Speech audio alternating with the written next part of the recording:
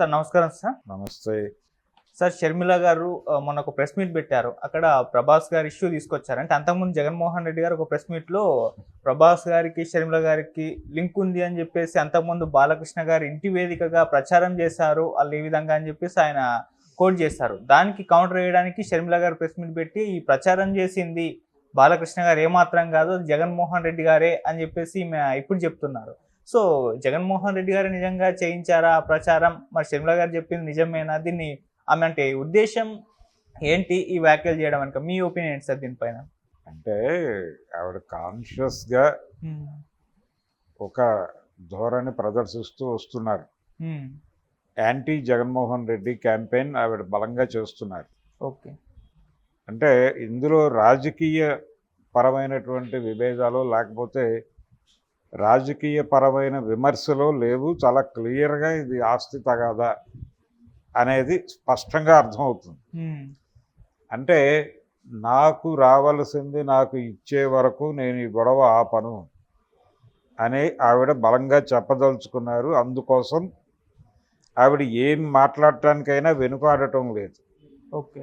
అంటే తన క్యారెక్టర్ గురించి వాళ్ళు పల్చగా మాట్లాడుతున్నారు అని ఆవిడ ఎన్నికల సమయంలో వైసీపీ మీద, జగన్మోహన్ రెడ్డి మీద దాడి చేశారు.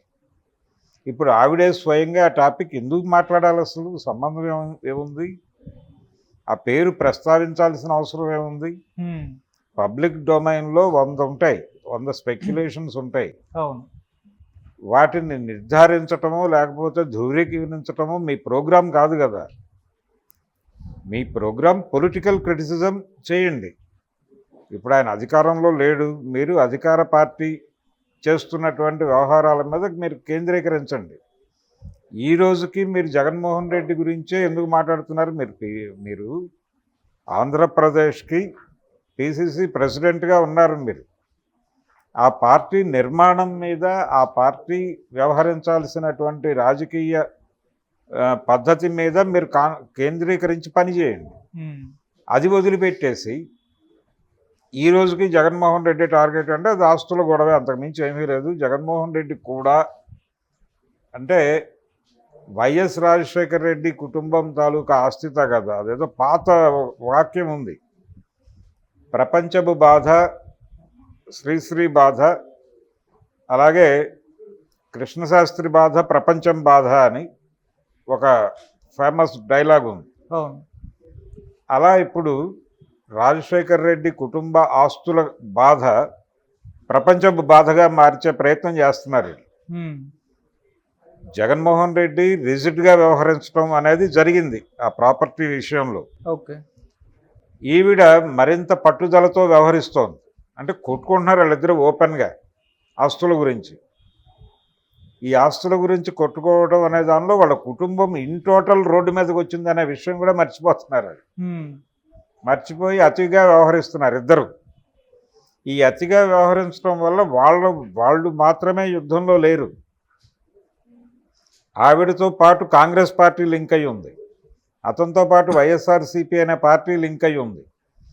దీని తాలూకా నష్టం ప్రజలలో, దీని ప్రభావం ఉంటుంది ఖచ్చితంగా.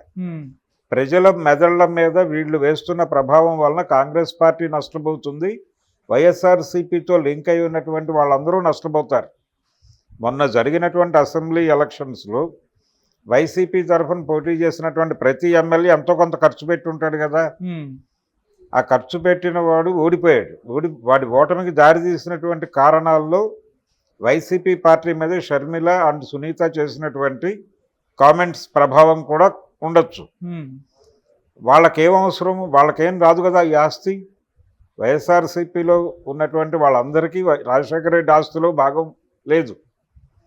కానీ ఈ ఆస్తి తగాదా ప్రభావం వల్ల నష్టపోయి వాళ్ళు దెబ్బతిన్నారు కదా. ఆ నష్టాన్ని ఎవరు భర్తీ చేయాలి? 4 గోడల మధ్య మీరు సెటిల్ చేసుకోవాల్సిన విషయాన్ని 4 గోడల మధ్య సెటిల్ చేసుకోకుండా దాన్ని రోడ్డు మీదకి తెచ్చి రచ్చ చేసి ప్రజల మనసుల్లో మీరు ప్రభావం వేయటం వలన కాంగ్రెస్ పార్టీ నష్టపోతుంది, వైఎస్ఆర్సీపీ నష్టపోతుంది, తెలుగుదేశం పార్టీ కూటమి లబ్ధి పొందుతుంది. ఇది ఫైనల్. మీరు ఇంటర్నల్ ఘర్షణలు పడండి, ఇంటర్నల్గా గొడవలు పడండి, 4 గోడల మధ్య సెటిల్మెంట్లు పెట్టుకోండి. మీరు బహిరంగ వేదిక మీద ఏం మాట్లాడినా మీ పార్టీకి ఉపయోగం లేదు, ఆయన పార్టీకి ఉపయోగం లేదు, ఓకే. నష్టం తప్ప. ఎందుకు పదే పదే ఇప్పుడు ఆవిడ ప్రభాస్ గురించి మాట్లాడటం అనేది విడ్డూరం ఏం కాదు. ఆల్రెడీ జగన్మోహన్ రెడ్డి మాట్లాడటానికన్నా ముందే పబ్లిక్ డొమైన్లో ఆ వార్త కలదు. ఆ వార్త అదేం ఇప్పటి దాని వయసు, ఆ వార్త వయసే 10 ఏళ్ళు దాటిపోయింది, 15 ఏళ్ళు. 2014 ఎన్నికల కంటే కూడా ముందు ఉంది అది ఆ వార్త. ఓకే. సో అప్పటి నుంచి ఆ వార్త సస్టైన్ అవుతోంది. మధ్యలో ఆ వార్త బూటకము అని కూడా ప్రచారం అయిపోయింది. ఇప్పుడు మళ్ళీ మీరు ఎందుకు దానికి ఆ వార్తకి జీవం పోసే ప్రయత్నం చేస్తారు మీ నోటితో? అది బాలకృష్ణ గారి పేరుతో రిజిస్టర్ అయి ఉన్నటువంటి ఒక ప్రాపర్టీలో ఉన్న బిల్డింగ్ నుంచి ఆ ఐపీ అడ్రస్ అక్కడ ఉంది అని జగన్మోహన్ రెడ్డి గారు చెప్పినట్టుగా ఇవి చెప్తున్నారు. ఇవి క్లైమ్ ఏమిటి? జగన్మోహన్ రెడ్డి అధికారంలో ఉండగా ఎందుకు చర్యలు తీసుకోలేదని ఇప్పుడు ప్రెస్ మీట్ పెట్టి మాట్లాడుతోంది కొత్తగా ఆవిడ. ఎందుకు మాట్లాడాలి అసలు? దానికి రిలవెన్స్ ఉండాలి కదా. ఏదన్నా మనం ఆరోపణ చేస్తున్నామంటే ఏంటంటే మీరు తొందరగా సెటిల్ చేయట్లేదు కాబట్టి నేను పదే పదే ఇలాంటి విషయాలు మాట్లాడుతూ ఉంటాను అని వార్నింగ్ ఇవ్వటం. అది సెటిల్ చేయటం అనే దగ్గర ఆయనకేవో టెక్నికల్ ప్రాబ్లమ్స్ ఉన్నాయి, అవి కూడా పరిహరించుకుని ఆయన యాజ్ ఎర్లీ యాజ్ పాసిబుల్ కనీసం సెటిల్ చేయగలిగితే ప్రపంచానికి ఈ బాధ తప్పుతుంది. ఏది వైఎస్ఆర్ ఆస్తుల పంపిణీ వ్యవహారం, అది వాళ్ళ ఇంటర్నల్ అఫైర్గా ఉన్నది ఇప్పుడు రోడ్డు మీదకి వచ్చి జనాల ఇంటింటి పంచాయతీగా మారింది. అది తాతినేని ప్రకాశ్రావు గారు ఘర్ ఘర్కి కహాని అని ఒక సినిమా తీశాడు హిందీలో, ఇంటింటి కథ అని. ఆ ఇంటింటి కథగా మారుతోంది. వాళ్ళ ఇంటి కథ ఇంటింటి కథగా మారుతోంది. ఓకే. ఈ మార్చడం ద్వారా చాలామంది రకరకాలుగా నష్టపోతున్నారు. దీన్ని దృష్టిలో పెట్టుకోవాలి. ఇప్పుడు ఈ పరిస్థితి ఎలా దారైందంటే రాహుల్ గాంధీ వచ్చి పంచాయతీ పెట్టాల్సిన పరిస్థితిగా మారుస్తోంది ఆవిడ. ఇప్పుడు ఆవిడకి జగన్మోహన్ రెడ్డి చేసిన అన్యాయము అంటే ఇన్ ది సెన్స్ అంటే నిజానికి జగన్మోహన్ రెడ్డి కూడా ఒకలాగా సెటిల్ చేయొచ్చు ఈ విషయాన్ని. ఎలా అంటే రాజశేఖర రెడ్డి బతుకున్నంత కాలం సంపాదించిన ఆస్తుల్లో 75% చెల్లివే, షర్మిలవే అని ప్రకటించేస్తే సగం కూల్ అయిపోతుంది ఆవిడ, సగం తలకాయ నొప్పి క్లియర్ అవుతుంది. ఓకే. 25% ప్రాపర్టీస్ తనతో ఉంచుకుని సాక్షికి సంబంధించి, అది కూడా ఆయన టైంలో ప్రారంభమైన కంపెనీయే కాబట్టి దానిలో కూడా నాకు వాటా ఉందంటోంది ఆవిడ.